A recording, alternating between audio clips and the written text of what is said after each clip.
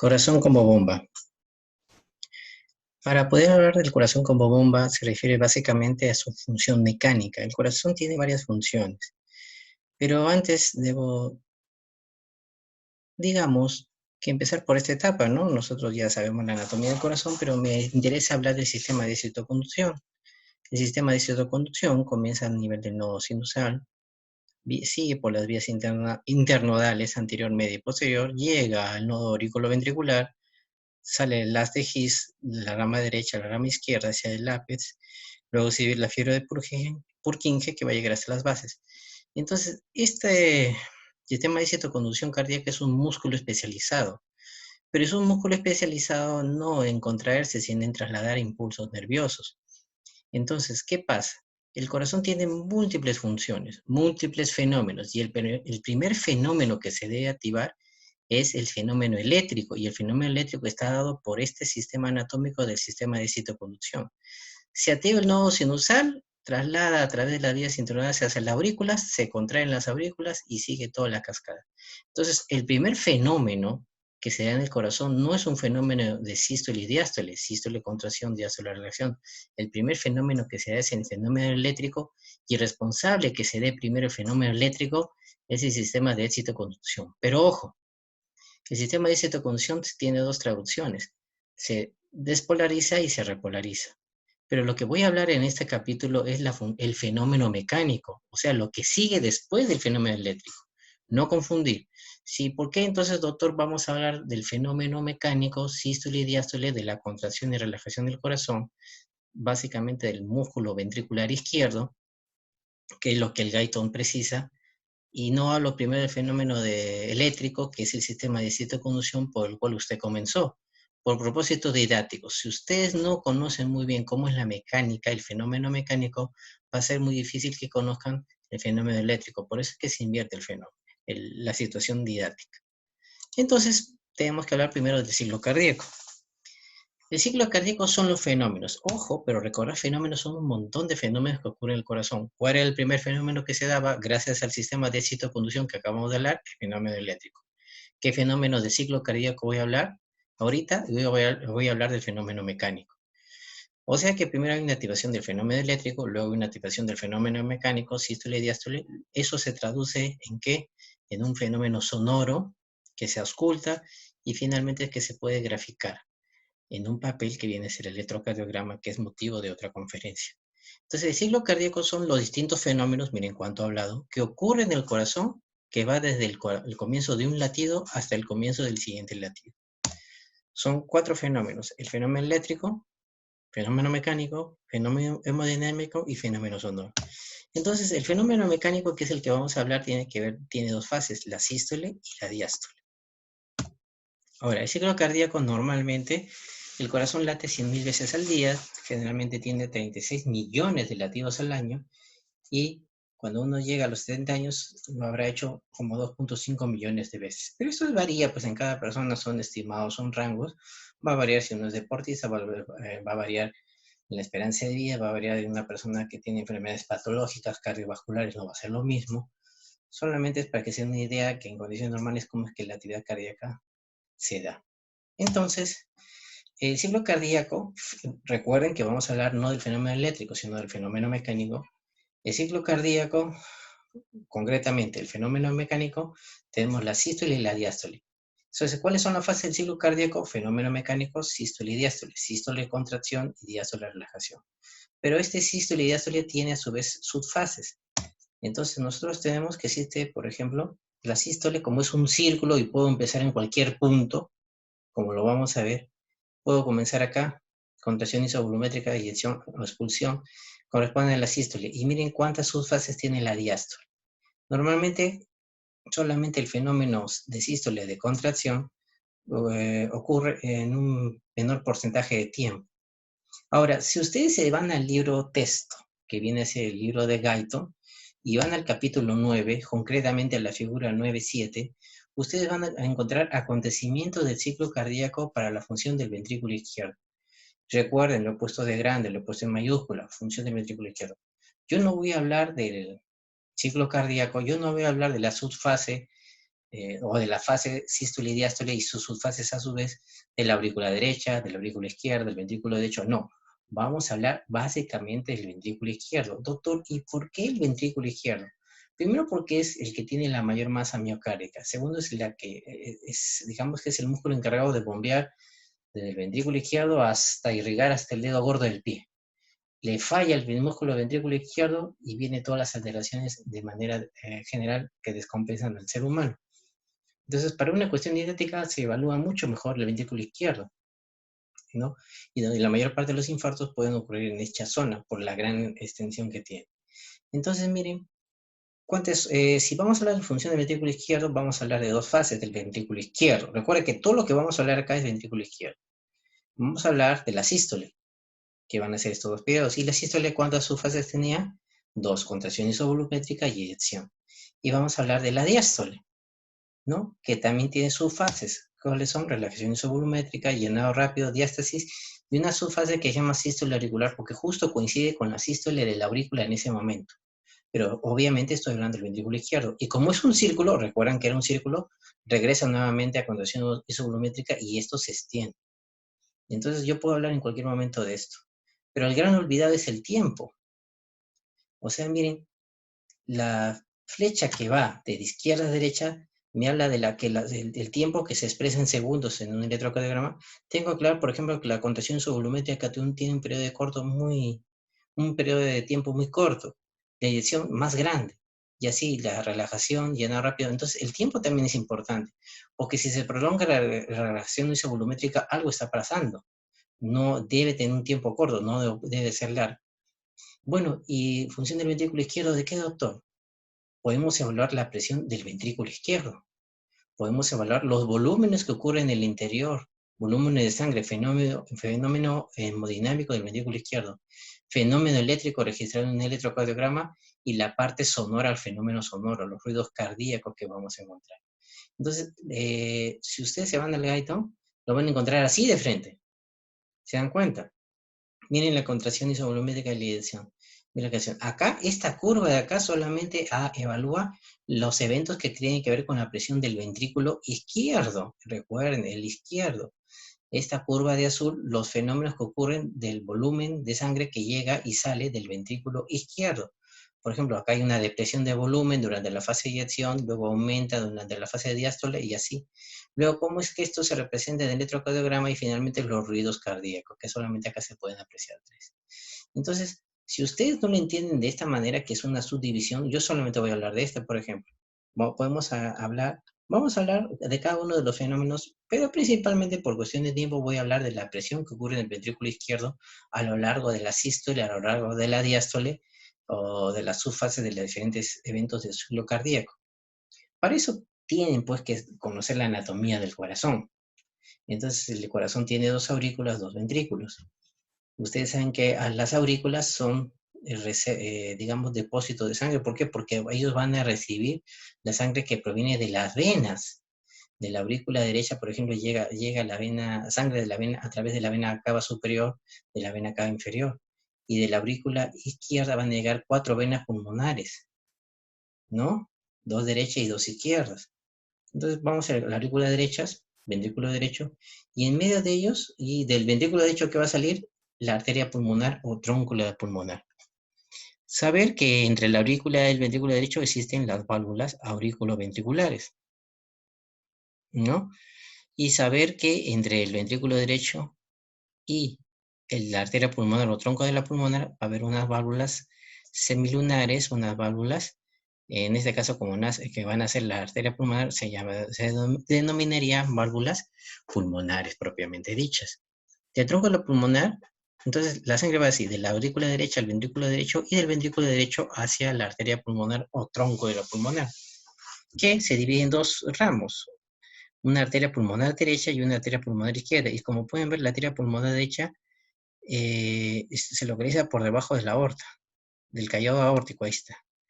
Ahora, si me voy al lado izquierdo, yo voy a encontrar la aurícula izquierda que recibe sangre de la vena pulmonar de la circulación pulmonar o circulación menor, y voy a encontrar también que del ventrículo izquierdo van a ser una arteria, la principal arteria del organismo, o una de las principales, porque en realidad todas son importantes, que viene a ser la aorta.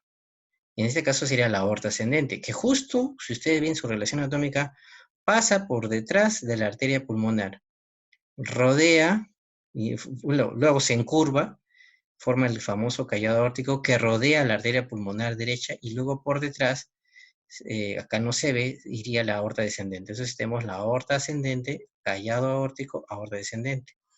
La sangre obviamente va a llegar primero a la aurícula izquierda, también va a tener sus válvulas semilunares, simoideas, que en este caso, perdón, las válvulas auriculoventriculares. La sangre va a llegar de esta manera, así, y del ventrículo izquierdo hacia la aorta a través de otra válvula. Entonces, de esa manera es como ocurre el traslado de la sangre. Muy bien, como ya tenemos una división funcional y anatómica del corazón, yo puedo, acá elaboro mi propia tabla de ciclo cardíaco y voy a evaluar la presión. Recuerden, voy a evaluar la presión a lo largo de las diferentes fases y subfases del ciclo cardíaco, sístole y diástole. Entonces me oriento primero, recuerden que yo puedo empezar en cualquier sitio, diástole ventricular, relajación y llenado rápido de diástasis, y yo voy a colocar qué le pasa a las paredes del ventrículo izquierdo en las diferentes fases y subfases del ciclo cardíaco, y lo voy a poner un tensiómetro acá en la pared. Este tensiómetro va a medir la presión que se ejerce durante en las paredes del ventrículo izquierdo a medida que ocurre todas las diferentes subfases del ciclo cardíaco. Entonces, presión ventricular izquierda, lo voy a representar así, y yo voy a empezar por acá, por la reacción isovolumétrica. Como es un ciclo, puedo empezar en cualquier punto. Miren, por ejemplo, esta es la aurícula izquierda, este es el ventrículo izquierdo. ¿Cómo están las válvulas aurículo-ventriculares izquierdas? Están cerradas. ¿Y cómo están las válvulas aórticas? Las válvulas aórticas, aquellas que comunican la cavidad del ventrículo izquierdo con la aorta ascendente, cerradas. Entonces vamos a empezar así. Las venas pulmonares llevan sangre, precisamente, a la aurícula izquierda, todo está cerrado, acuérdense, ¿no? Y lo llena. Pero se termina de llenar y esta va a ejercer una presión. Esta sangre es una cantidad determinada de volumen, va a ejercer una presión sobre la válvula auriculoventricular izquierda. Va a terminar por forzar en abrirlo. En ese momento el corazón se encuentra relajado. Yo voy a empezar acá en la fase de llenado rápido. Entonces se abre, obviamente las venas pulmonares llevan sangre, esto termina de llenarse, esto genera una presión, y la presión de la aurícula derecha le gana la presión del ventrículo, perdón, de la aurícula izquierda, le gana la presión del ventrículo izquierdo, termina por forzar la apertura de ¿qué? Válvulas auriculoventriculares y ocurre un depósito de sangre. Recuerden que estamos en diástole ventricular, pero voy a empezar por acá, por llenado rápido, ya dije que puedo empezar en cualquier punto. ¿Ya? Entonces la presión de la aurícula es mayor a la presión del ventrículo, y lo que ocasiona es que hay un depósito de sangre acá, se llena. Pero si se dan cuenta, el cuarto denominado, la habitación denominada aurícula izquierda, es corto, no es tan grande como el ventrículo izquierdo, de tal manera que no termina por llenar el cuarto. Entonces, si la pregunta fuese, ¿con qué evento mecánico, con qué evento fisiológico comienza la subfase de la diástole ventricular, denominado llenado rápido? Si ustedes dirán que con la apertura de la válvula aurículo-ventricular, ¿no? ¿Y qué evento va a pasar hemodinámicamente? Que todo el contenido de la habitación llamada aurícula izquierda se vacía rápidamente sobre las paredes del ventrículo izquierdo, pero no termina por llenarlo. Obviamente esta habitación es más corta que esta. ¿Qué estamos midiendo? La presión de la sangre que ejerce sobre las paredes del ventrículo izquierdo a través de este manómetro. Entonces, yo esperaría que este depósito de sangre, ¿no?, que terminó por vaciarse, genere una determinada presión y va a ser medida a lo largo del tiempo. Recuerden que debe haber un tiempo de izquierda a derecha, que es el gran olvidado, lamentablemente. Y la curva debe representar, doctor, yo creo que si acá no ha habido sangre, ¿Se recuerda que estaba vacío? Sí, ya había un depósito de sangre acá y luego vaciado acá. Acá hay ya un determinado volumen de sangre que va a hacer presión sobre las paredes del recipiente que lo contiene y este manómetro a lo largo del tiempo tiene que aumentar. Y obviamente se produjo por la apertura de la válvula auriculoventricular. Pero, oh sorpresa, la presión del ventrículo izquierdo a lo largo del tiempo no aumenta. Doctor, no entiendo. ¿Por qué? Porque si hay un volumen de sangre, este volumen de sangre debe ejercer presión. Es como el agua de la piscina ejerce presión sobre las paredes que lo contienen. Debería, esta curva que mide la presión del ventrículo izquierdo gracias a este manómetro, debería aumentar a lo largo del tiempo, pero usted me dice que se mantiene casi inmóvil, estático y no genera, y la aguja prácticamente no se movió. Precisamente este fenómeno se debe a qué? A que el volumen es insuficiente, no le mueve para nada, ¿no? Y la pared y el grosor del ventrículo izquierdo es muy fuerte, de tal manera que prácticamente la presión no se altera. Esas son las principales causas. O sea, deberíamos echarle más volumen a la piscina para generar más presión. Podría ser, y también esta de acá, la pared es muy gruesa, ¿no? Como para poder sentirse afectada. También son explicaciones. Pero recuerden que todo comenzó con la habitación cerrada. Lo que se abrió fueron estas puertas llamadas válvulas auriculoventriculares izquierdas. Y para nada, recuerden este detalle importante, para nada las válvulas aórticas, ¿no? Se han movido, ¿no? Ahora, como la puerta está abierta, la sangre, ¿no? Ahí, la sangre va por las venas pulmonares sigue llegando a la aurícula. Porque acá no veo que tenga una válvula especial. Sigue llegando, pero obviamente la puerta está abierta y no se almacena. De tal manera que la sangre que va llegando directamente ya no se va a almacenar. Ahí entramos a la fase de diástasis o subfase de diástasis.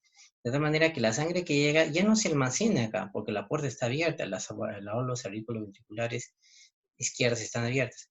Y de frente van a depositarse aquí, en la cavidad del ventrículo derecho. Entonces se llena más y esto representa más críticamente, acá dice 70% porque cuando doctor, ¿qué significa 70% y este 10%? 70% del volumen de la habitación se llenó durante la subfase de llenado rápido y la sangre proveniente de las venas pulmonares de manera directa y que no se almacena en la aurícula izquierda y que se deposita contribuyen con un 10% más de volumen a ocupar esta habitación. O sea que esta habitación, llamada cavidad del ventrículo derecho, aquí hasta este momento que estoy explicando, se llenó en un 80%. Doctor, ya hay más volumen, entonces por ende debe haber más presión. Y esta aguja a lo largo del tiempo ya debe moverse, pues, ¿no? Pues lamentablemente no. Miren cómo está la presión del ventrículo izquierdo a lo largo del tiempo durante la subfase de la diástole ventricular y yo empecé acá, casi en la mitad de la subfase de la fase diastroventricular. No se mueve. ¿Qué tan fuerte, tan grueso es la pared del ventrículo izquierdo para despreciar esta presión generada por este volumen de sangre? Sí. Entonces, seguimos, pues. Seguimos y va a seguir llegando sangre ¿de dónde? A través de las venas pulmonares. Justo va a llegar ¿a dónde?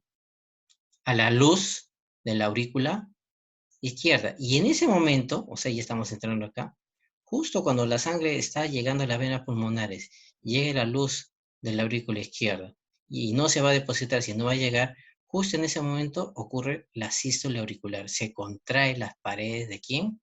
De la aurícula. Y esa llegada de sangre adicional, más la contracción de la aurícula, va a hacer que esta sangre se deposite con golpe acá, para terminar de llenar la habitación llamada cavidad del ventrículo derecho. Y eso va a hacer que fuerce las válvulas auriculoventriculares y la cierra. Y esa contracción o esa sístole auricular hace que la curva se eleve un poquito. Se siente, ahora sí la aguja se movió un poco. Entonces, esta es la sístole auricular. A mí yo voy a aprovechar esta explicación para hablar de un fenómeno sonoro. Doctor, pero usted está hablando de un fenómeno mecánico ahorita, está hablando de la presión del ventrículo izquierdo. Sí, para que no pierdan la hilación. Voy a regresar un poquito. ¿Se acuerdan de esta sangre que llegó que llegó almacenada en la luz de la aurícula izquierda y que se abrieron las puertas y se depositó aquí en la cavidad del ventrículo derecho y lo llenó un 70%? Sí. ¿Se acuerdan también que va a llegar sangre? Ahí está, esta sangre que llega de las venas pulmonares no se almacena en la aurícula izquierda y ¡pah! Choca con el volumen que se depositó, sí, ese fenómeno era diástasis. Ahí está. Ahí ocurre el tercer ruido cardíaco. Doctor, ¿dónde está el primero? Como es un círculo, lo vamos a ver por acá todavía. Pero yo quiero que entiendan qué es la diástasis. A ver si alguien le preguntan. El fenómeno sonoro del tercer ruido cardíaco se debe a, ya lo saben, el choque del volumen de sangre que viene de las venas pulmonares que no se almacena en la aurícula izquierda y choca con el volumen que se depositó primero en el llenado rápido. Ese viene a ser el tercer ruido cardíaco. Y se acuerdan que se contraen las aurículas y produce un aumento de la fuerza aquí del manómetro, y eso se llama sístole auricular, y ahí ocurre el cuarto ruido cardíaco. ¿Cuántos ruidos cardíacos hay? Fenómenos sonoros. En realidad hay 4, pero se auscultan 2. El tercer y cuarto ruido cardíaco normalmente no se auscultan. Doctor, ¿dónde está? De nuevo insisto, ¿dónde está el primer y segundo ruido cardíaco? Todavía no llegamos ahí. Ya vamos a llegar, recuerden que es un ciclo. Empezamos por acá y luego se repite por acá y así sigue. Entonces, ¿qué ocurrió finalmente al final de la sístole auricular? Ocurrió el cierre de la válvula auriculoventricular, doctor. ¿Se cerró la puerta? Sí, se cerró la puerta. Y miren, durante todo este proceso que yo empecé acá, recuerden que la diástole comienza desde la relajación isovolumétrica, pero yo empecé acá. Pobre que digan que la diástole ventricular comienza desde aquí la fase de llenado rápido, eso es erróneo, sino que me pareció más didáctico empezar acá, ¿ya? Pero esa es la subfase. Luego vamos a ver, vamos a empalmar esto y van a ver cómo se termina de llenar todo el ciclo cardíaco. Entonces, ¿qué pasó? Se cerró la puerta, sí. Y esa cerrada de la puerta, ¿de qué puerta? De la válvula auriculoventriculares, ya representa el primer ruido cardíaco. Acá está el primer ruido cardíaco. Entonces, pero ojo, ¿qué pasó con la válvula aórtica? O sea, aquella que comunica la cavidad del ventrículo derecho con la aorta. Nada, durante todo ese momento estaba cerrado, doctor.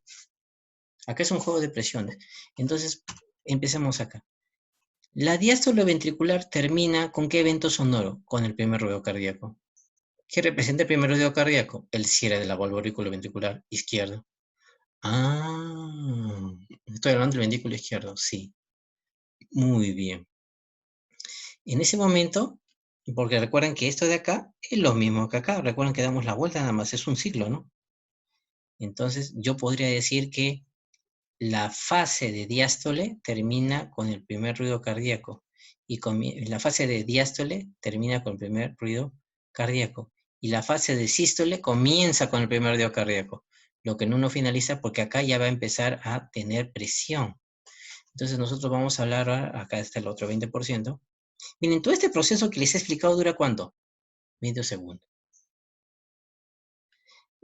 Ahora, finalmente se terminó de llenar, finalmente se cerró la válvula auriculoventricular y este volumen que queda de sangre que queda al final de la diástole se llama volumen telediastólico. El prefijo tele significa final.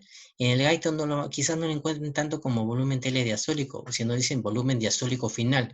Es lo mismo, volumen telediastólico o volumen diastólico final. Este volumen diastólico por fin tiene mucha presión. Entonces ya le dije que el cierre de la válvula auriculoventricular constituye el primer ruido cardíaco e indica el final de ¿quién? De la diástole. Si quiero ser más pesado, si quiere, yo le puedo decir la subfase sístole auricular, ¿con qué evento termina? Con el primer ruido cardíaco.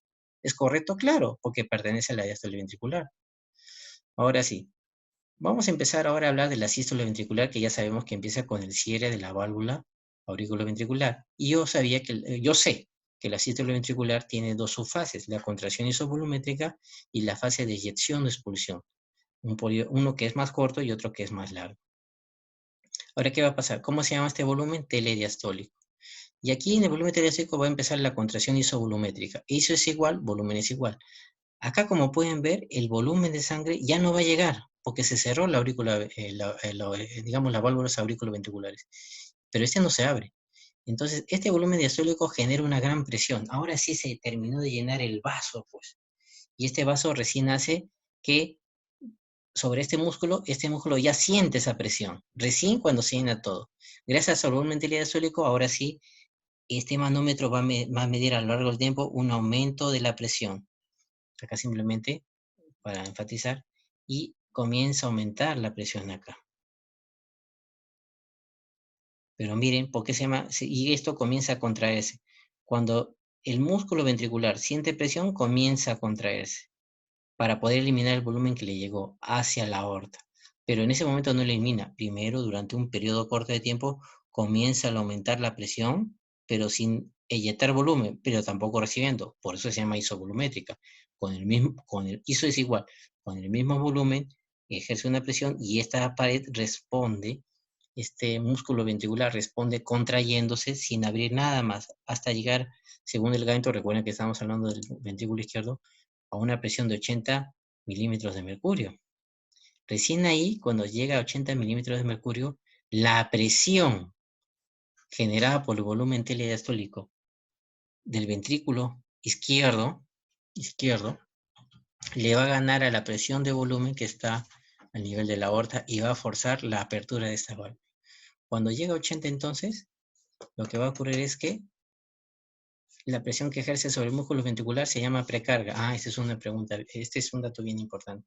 ¿Cómo se llama la presión que ejerce la sangre, o sea, el volumen telediastólico sobre el músculo ventricular? Precarga. Y esta precarga hace ¿qué cosa? Esta presión hace que las fibras musculares ventriculares se distiendan, ¿no? Hay un mayor acoplamiento de los filamentos de actina y miosina, ¿no? Y por lo tanto se genera mayor contracción, aumenta la contracción hasta llegar a 80 milímetros de mercurio y ocurre la eyección. Esa es la famosa ley de Frank de Starling. Frank de Starling dice, a mayor distensión sobre las paredes del músculo, mayor será su fuerza de contracción.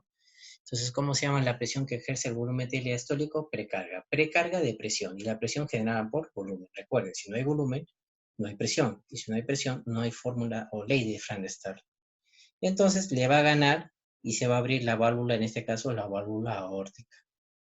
Y la válvula aórtica, ¿cuánto dura todo este proceso? 0,1 segundo, una décima de segundo. Y la válvula aórtica se abre, de tal manera que se comienza a inyectar la sangre hacia la aorta.